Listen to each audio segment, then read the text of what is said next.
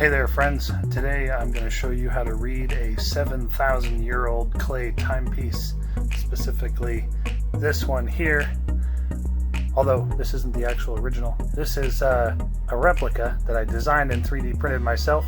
You can find it on Thingiverse. It's a replica of one of the Tărtăria Tablets, which is, this particular one in my opinion is one of the most interesting of those. It's covered in symbols that people can't agree whether it's writing or whether it's, something else. If it's writing, it's the oldest known form of writing, at least in Europe, as far as I know, so far. Oldest known, right? But what I can tell you is that it has at least one really interesting function. And that one really interesting function is that it's a solar calendar that allows you to predict when the equinoxes and the solstices are by looking at the stars, the nighttime stars. Although 7,000 years makes it a little out of date, it can still be used today. It just predicts different solstices and different equinoxes. But I'm going to show you how to use it because this is amazing. Okay, so first of all, credit where credit's due.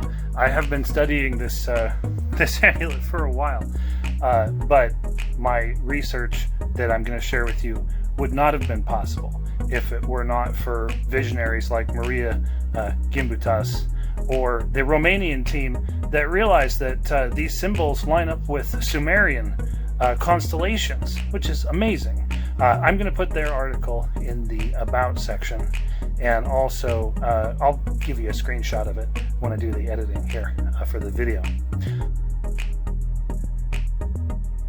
But basically, let's get down to the basics. How do we read this? What does that say? Well, when I first looked at it, I probably did the same thing that most people did, and I tried to read it like it was written in English, from left to right. Oh, okay. I even compared a whole bunch of proto-languages and runic systems and stuff to try to figure out what cognates might be in common between those languages that could allow me to see what this means, what this translates to. And I think I got a very rough translation, which made me think maybe this is a calendar. And when I figured it was a calendar, well, it went in the same clockwise direction as the Sumerian constellations from that article I mentioned earlier, right? But even then, it wasn't enough. The research article that I shared earlier seems to indicate that this isn't all the constellations. Like this disk is some sort of incomplete thing. But I posit, and I'm going to show you my research here in a second, I posit that it is complete, okay? And that it's not meant to be read from left to right. It's meant to be read like this, from the edge. This is so cool. When I discovered this last night, I, of course, have checked all my research since then, but when I discovered this last night, I literally exclaimed and jumped up and down. I was so excited. Okay, so here's how you read this. You read it from these points, right along the edge, right in these cross-quarter points, okay? And it will tell you from those points what constellations are in the south, due south, 7,000 years ago, in Romania. And they are in the exact same positions. It's amazing. So I'm going to show you in a second Stellarium, which is this wonderful free program which allows you to look at the sky right now or anywhere in the world or where you are or at any point in history. It's amazing. The math behind it must be incredible, but I'll show you how it works. Okay. Alright, so this is Stellarium. As you can see, it's set for 5300 BC. And it's on the winter solstice at about midnight. Now, I set this up about 20 minutes ago, which is why the time says 29 minutes. But here's the cool thing. Look at what's overhead, right? Hydra. Okay, so the way you read this amulet is this piece, by the way, was how I unlocked the whole thing. Is because on the amulet, if you look at it like this, the research paper that I read said this was Hydra. I thought, there's no way. Look, all the stuff is above Hydra. Why is it all below Hydra on the amulet? Because you're supposed to read the amulet like this.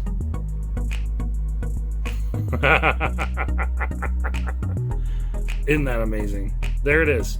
Cancer. Well, at least the constellations that would become Cancer, Sextans, Crater, Corvus. A lot of these constellations, people think they're not very old, but there is evidence that they are a lot older, and Hydra itself is quite old as well. So there it is, right? Okay, I'm going to put this down for a second. I'm going to advance the time to the vernal equinox. Okay, you see Scorpio up in the middle there? Okay, then we turn this. Look at it from the outside edge. There it is. Scorpio and Lupus, or Lupus Centaurus is the other one. Or maybe just Lupus. I don't know. But look, the claws go in the same direction. It's amazing. Okay. Alright, next one. We're going to go to the summer solstice.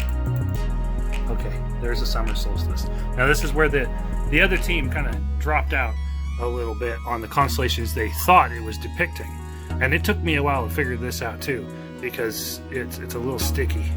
But you look at that quadrant, there it is. Pegasus on the far corner, Aquarius down near the line, near the bottom, and then I'm pretty sure these two dashes. What do I do? Oh, too far. Ignore that. These two dashes at the top here, I'm pretty sure, are these two birds, Aquila and Cygnus, which are both very old, right there. So if you look at this from this angle, it's literally Pegasus, which is the field in Sumerian, Aquarius, which is the great god or the giant, and the two birds. It's amazing. Well, and it could just be Aquila too, because Aquila's got two of those symbols in it as well. So I haven't quite figured that one out yet, but there they are. They line up. Okay, last but certainly not least,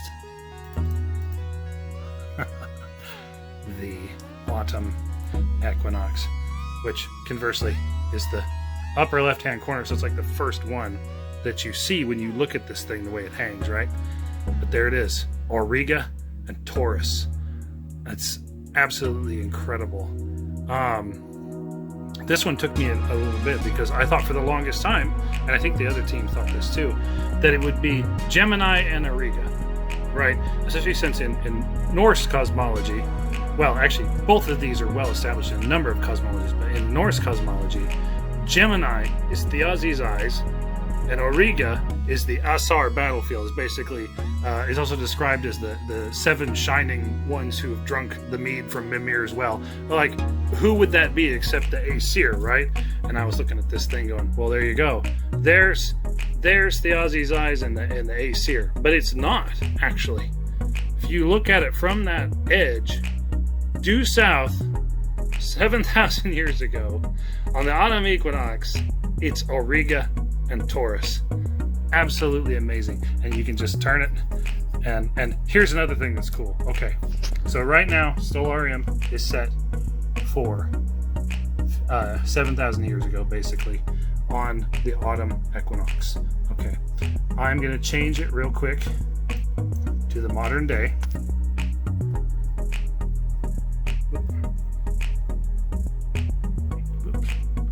2021. There we go. That'll be this year at the autumn equinox. I'm going to change the location to Sacramento. There it is. Okay. And 9:21. Middle of the night.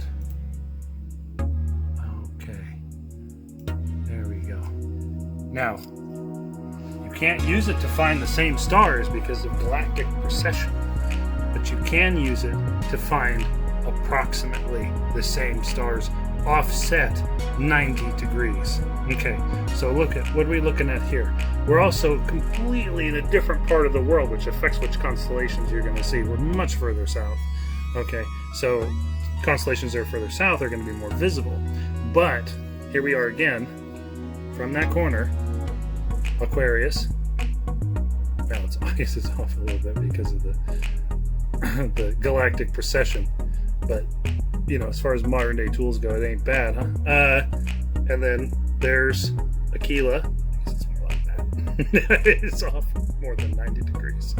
Okay, now let's advance to the winter solstice, and yeah, it's off by more than 90 degrees.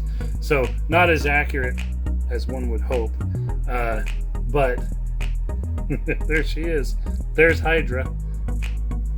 I guess actually that's not bad, huh? It's a little off to the side, but so yeah, so that's how you use it.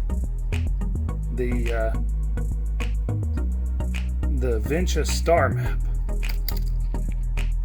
And real quick, if you guys want to see the research that went into the making of this video, you can find it linked in the About section of the video to the article that I've put for supporters on my Patreon. And I'll put the link to that. Other than that, if you like 3D printed stuff, if you like Neolithic and Paleolithic shamanism, Northern European type stuff, well, I got a bunch of it for free and also for supporters on my Patreon. So, have a good evening.